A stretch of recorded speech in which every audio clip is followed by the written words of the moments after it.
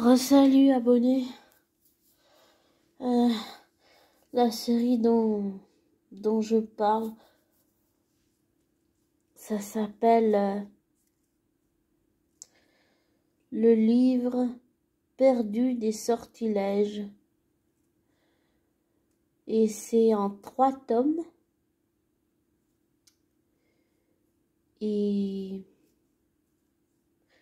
j'ai trouvé des plateformes streaming où j'ai pu voir les 3 saisons. Et c'était magnifique. Mais avant, ce qui s'est passé,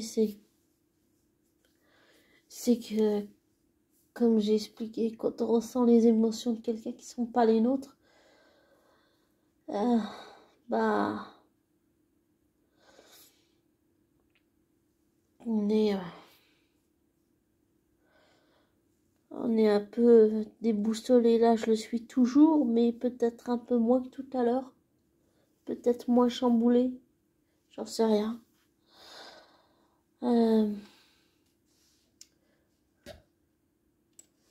Pardon pour le bruit de la souris.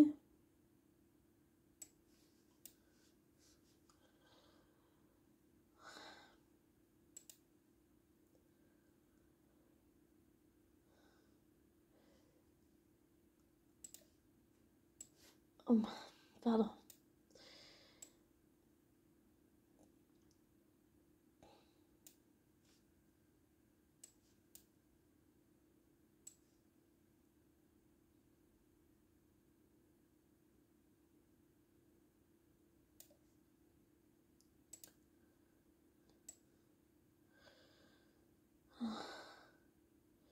Désolée pour le bruit de la souris.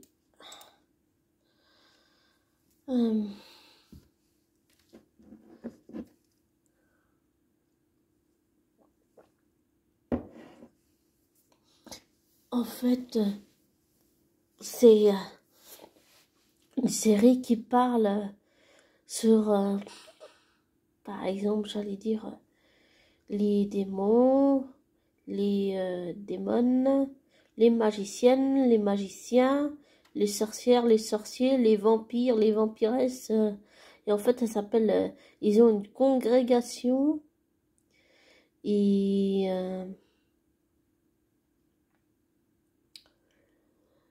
en fait, les espèces ne peuvent pas être en couple. Et en fait,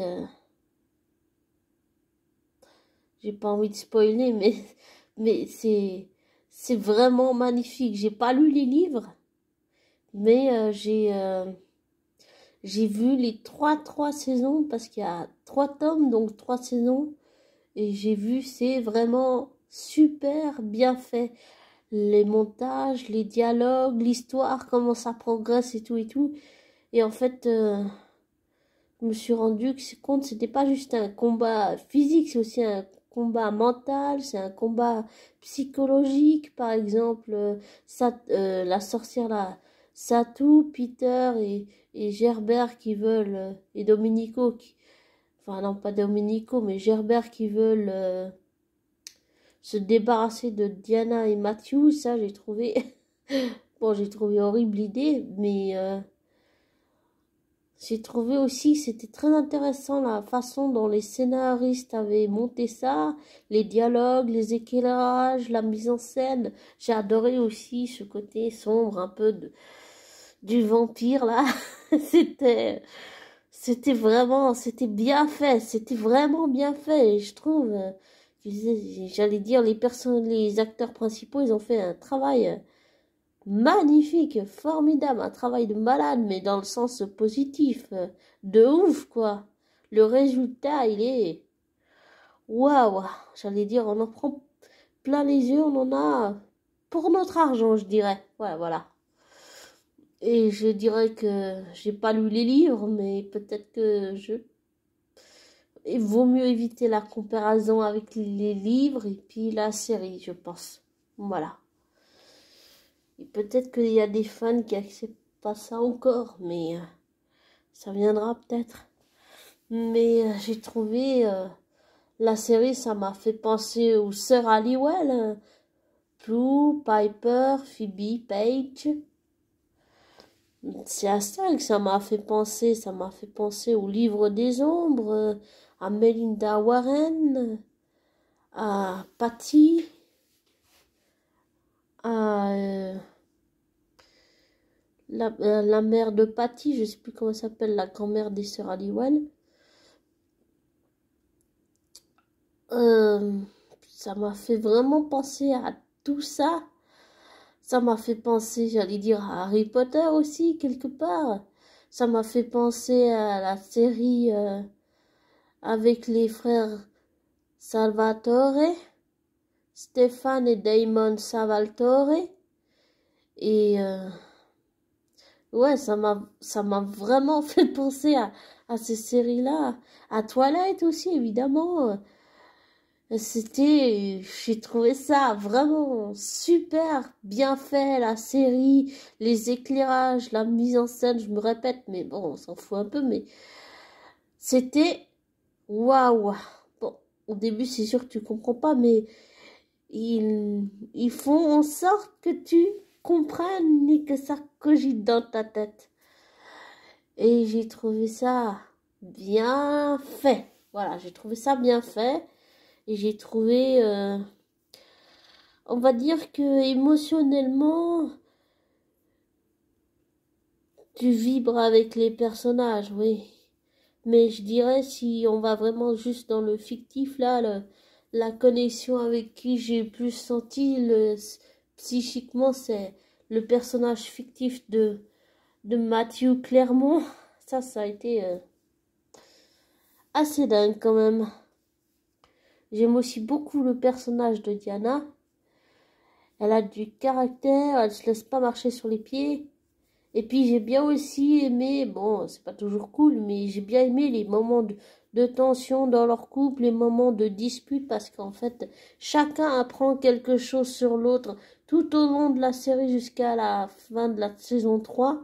Et puis chacun aussi apprend l'autre, apprend de l'autre, apprend à connaître l'autre dans les clashs, dans les disputes, dans leur entente, dans tout ce qu'ils ont vécu, dans toutes les épreuves qu'ils ont vécues ensemble. Et tout ce qu'ils ont traversé en tant que couple, quand même, oui, ça fait froid dans le dos. Et j'allais dire, tu me prendras peut-être pour une dingue, mais je pense que ça existe pour de vrai et que c'est pas juste de la fiction, tout ce qu'on nous montre comme film, comme série, comme télé. Je pense que tout existe. Pour moi, tout existe, donc tout est possible. Voilà. Et je pense sincèrement que oui, ça existe, mais dans un univers qu'on voit pas avec nos yeux. Et c'est pas avec le cerveau qu'il faut voir, c'est avec des yeux insouciants et avec, j'allais dire, un cœur d'enfant. Mais je pense que tous ces univers, ils existent, oui, c'est pas juste de la fiction qu'on nous montre à la télé, comme ça, non. Mais j'ai trouvé la série vraiment, vraiment super bien écrite. Ouais, vraiment super bien écrite. J'ai beaucoup aimé ce côté de Mathieu qui est totalement dépassé par la situation, qui redevient un peu l'ancien Mathieu quand il voyage dans le passé au Moyen-Âge à l'ère élisabéthienne, Élisabeth Ière. Et puis, j'ai beaucoup aimé ce moment-là. Et puis aussi quand il lui dit la vérité, à Élisabeth Ière. Mais aussi ce côté, oui, tu dis catholique. Bon, ça, c'était pas très super. Mais j'ai quand même aimé parce qu'en fait, il est tellement en fait, avec Diana, toutes les émotions, toutes les choses qu'il avait enfouies, toutes les blessures, tout ça, ça lui a explosé à la gueule. En fait, tout ce qu'il a refoulé. Matthew, clairement, ben en fait, ça lui a explosé à la gueule. Toutes les émotions, il s'est senti submergé, et puis aussi dépassé par la situation, avec ce qu'il devait faire et tout. Et ça, moi, j'ai trouvé, désolée de dire ça, je trouve ça prétentieux que je dis ça, mais je m'en excuse à l'avance. J'ai trouvé ça vraiment bien fait, bien ficelé. Le scénario, l'écriture, les scénaristes, les dialogues, surtout les dialogues, ça j'ai adoré. Ah oui, j'ai adoré, beaucoup adoré. Hmm. Et j'ai... Et il y a eu plein de moments d'émotion, mais celui qui m'a le plus... euh, les deux qui m'ont le plus atteint émotionnellement, c'est celui où il retrouve une ancienne connaissance qu'il a transformée en vampire et et en fait il va le voir, Mathieu va le voir en risquant sa propre vie et l'autre qui le menace en disant attention, tu sais ce qui t'attend si tu oublies tous les noms des victimes. Et Mathieu a pris le temps de dire tout le nom des victimes qu'il a tuées. Et là, j'ai senti une chape de plomb qui s'est, paf, affaissée sur lui, c'est-à-dire, tu sens toute la culpabilité du personnage, à quel point, en fait, il est torturé, il regrette d'avoir fait ça, en fait. Mais ça veut dire qu'avant, il avait pas, c'est comme s'il avait, Mathieu, le vampire avait pas de conscience, et en fait, eh ben, la conscience, eh bien, elle s'est réveillée, en fait. Et le fait que ça le torture, que ça l'a tourmenté, j'ai adoré ça. J'adore les personnages qui sont torturés, comme Loki par exemple aussi, voilà, ou Thor. Ce sont des êtres torturés qui ont fait beaucoup de remises en question, beaucoup, beaucoup, beaucoup. Et ça a été très dur sur le plan psychique, comportemental et, et affectif et émotionnel. Et j'allais dire, dans les analyses de youtubeurs que j'écoute, désolé, mais ça c'est pas pris en compte et c'est important de prendre tous ces points en compte. Et c'est ça que j'ai adoré dans la série, c'est qu'on prend tous ces aspects que j'ai cités, on les prend et puis on les met bout à bout, et puis ça donne quelque chose de vraiment waouh. Et c'est vraiment impressionnant. Dommage qu'il n'y a pas de saison 4 parce qu'il n'y a que 3 tomes et donc 3 saisons, mais j'espère voir, là je parle de l'être humain, mais aussi de l'acteur évidemment, mais de l'être humain quand même. J'espère voir... Euh, désolé, son nom m'échappe. Dans la série, c'est Mathieu Clermont, mais dans la vraie vie, c'est Mathieu quelque chose. Mais j'ai oublié le nom, je suis désolée, je suis nulle à chier. Matthew Good. Voilà, Matthew God. Voilà, c'est ça. Matthew God. J'espère le revoir dans un rôle de vampire comme ça. Parce que j'ai vraiment adoré. J'ai adoré, adoré. Et ça m'a donné d'ailleurs plein d'idées pour mon livre. Hein. Ouais, et je pense qu'il y a des choses que j'ai envie de, comment on va dire, modifier. Ouais. Mais j'ai vraiment envie, ça me donne vraiment envie. Et je trouve que Matthew William God a fait vraiment un travail sur son personnage. Tous les autres sont super, hein, mais c'est vrai que c'est assez impressionnant. Son personnage est...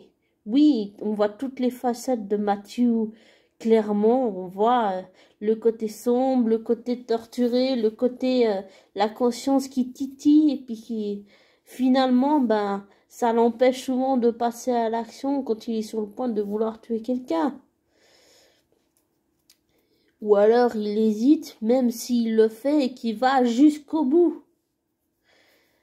Donc oui, j'allais dire, c'est un vampire torturé. Oui, c'est un vampire torturé. J'adore les vampires torturés, j'adore ça. J'espère... ça me donne bien l'idée que pourquoi pas deux frères vampires torturés, ça ce serait super bien. Enfin non, pas torturés, je veux dire physiquement, mais torturés sur le plan que ça les travaille, comme j'ai vu dans la série. le fait qu'il ait dit tous les noms des victimes qu'il a tuées et tout, et que ça travaille, Matthew, comme ça. L'aspect psychologique est vraiment bien exploré. On prend vraiment le temps. Et c'est ça que j'allais dire, dans d'autres vidéos de youtubeurs, désolé, mais que j'écoute, on prend pas le temps de prendre le côté physique, le côté comportemental, et émotionnel, affectif, et psychologique, conscient, inconscient du personnage. On prend pas le temps de faire une analyse sur ça, et c'est tellement important. L'un ne va pas sans l'autre, tout s'emboîte ensemble en fait. Voilà. Et je remercie, on va dire, tous les gens qui ont travaillé sur cette série, tous les gens qui ont joué dans la série, et je retiendrai aussi le passage, en fait, c'est vers la fin de la saison 3, en fait,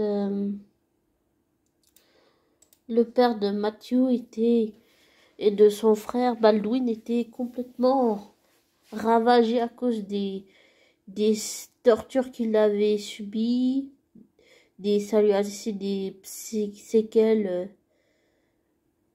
mentales atroces, énormes. Et en fait, j'ai aussi l'impression que ça, en fait, pour Matthew, le fait d'avoir vu son père partir comme ça, petit à petit, ça l'a détruit. Et en plus, le fait qu'il a dû le tuer, ça l'a anéanti au fond de lui, en fait.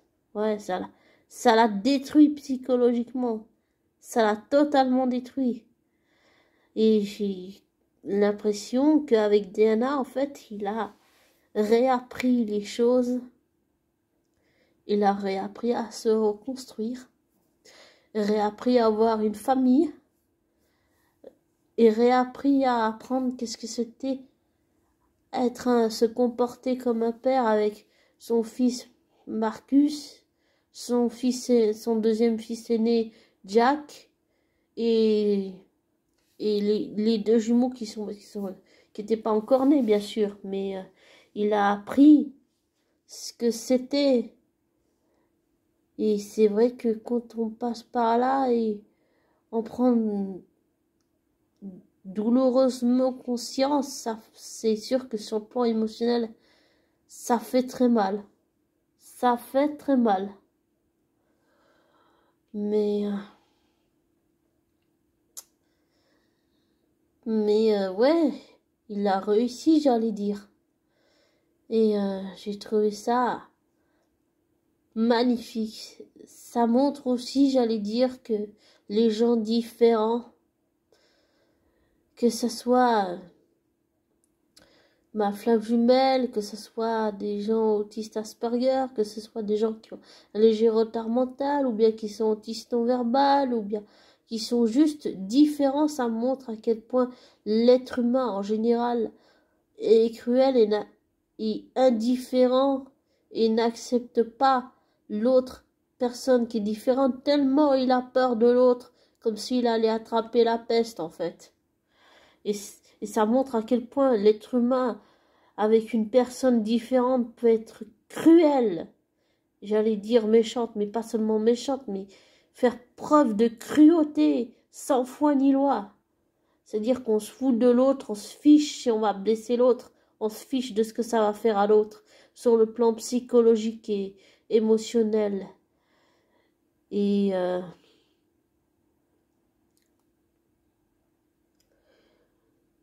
ça m'a aussi un peu étonné quand même dans la série que ça soit des vampires et tout ça, des démons, des sorcières on va dire, qui ont aussi, on va dire, qui vont à l'église, tout ça, tout ça. Ça m'a un peu étonné, mais bon, c'est bien aussi quand même, je trouve. Mais je trouve cette série, c'est magnifique, vraiment magnifique. Ouais, magnifique. Je te conseille la série, ça s'appelle Le livre perdu des sortilèges. En tout cas, je suis sûre que je vais acheter la version Blu-ray DVD, ce sera plus intéressant que la version standard, si je puis dire les choses ainsi. Et Ça me donne des idées pour mon livre aussi, ouais. Et je verrais bien une rencontre entre, bon, j'imagine peut-être qu'ils se connaissent déjà, mais j'imaginerais bien une rencontre entre Tom Hiddleston et Matthew God pour voir ce que ça donnerait. Je les imaginerais bien jouer ensemble. Dans une série qui se passerait en Angleterre. Et en tout cas, pour mon livre, ça me donne une idée. Beaucoup d'idées.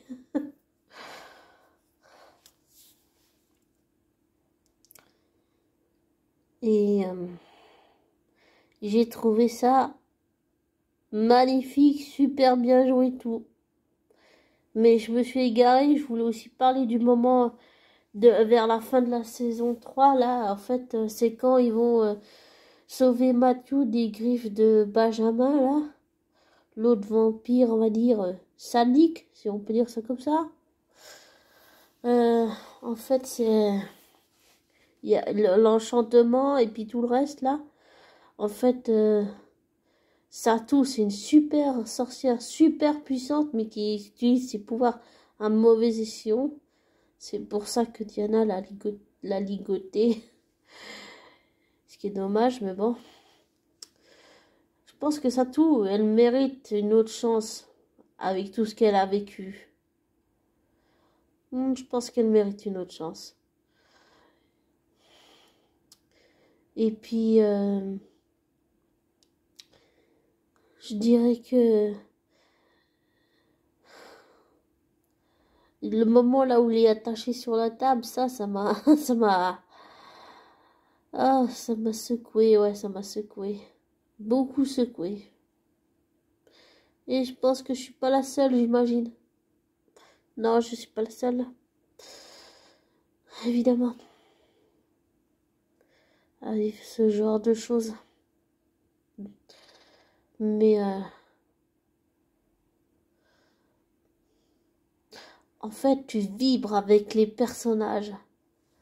Après, chacun sa préférence pour les personnages, mais celui où j'ai, comme j'ai dit, une connexion psychique et avec il y a eu les hauts et les bas dans la série, c'est vraiment Matthew là. Là, c'est monté vraiment, c'est monté fort, fort, fort, vraiment fort. Ouais.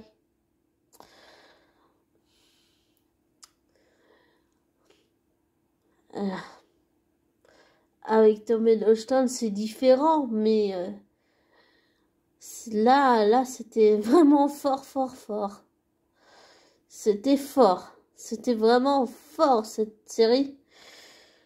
Et je te la conseille, abonné. Et comme je t'ai déjà dit, si tu écoutes, ne te laisse pas influencer par moi. Ne prends pas pour ce que je te dis, tout ce que je te dis pour argent comptant. Fais tes recherches, tes vérifications, tire-en tes propres conclusions après. Voilà. Je te souhaite plutôt une belle soirée. Et puis sinon, une belle journée. Prends soin de toi.